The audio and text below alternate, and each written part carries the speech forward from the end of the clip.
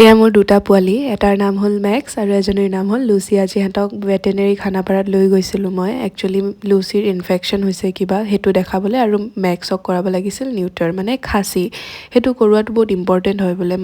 মই নাজানিছিলোঁ, মানুহবোৰে ক'লে, ময়ো কিছুমান অনলাইনতো চালোঁ, আৰু মোৰ এক্সপিৰিয়েঞ্চ মানে ফাৰ্ষ্ট টাইম হয় উইথ এ মেল ডগ। মোৰ আগতে যিমানখিনি ডগছ আছিল চব ফিমেলে আছিলে।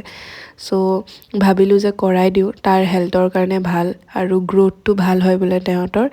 আৰু ব্লাড টেষ্ট কৰোৱাৰ পাছত ডক্টৰে ক'লে যে পাৰিব কৰিবলৈ। তাৰপিছত এনেষ্টেচিয়া দিলে তাক।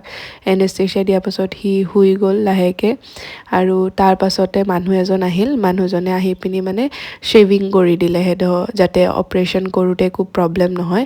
তাৰপিছত তাক অ'টিত ভৰাই দিলে, আমাকতো যাব নিদিয়ে, তো আমি অলপ কিবা খাই ল'লোঁ। আফটাৰ 20 মিনিটছ আমাক তেওঁলোকে মাতিলে যে হৈ গ'ল বুলি। তেতিয়া সি শুইয়ে আছিল, আৰু অলপ টাইমৰ পাছত উঠিলে, খালি সি মাথাটো দাঙিব পাৰিছে, গা চাটো লৰাব পৰা নাই।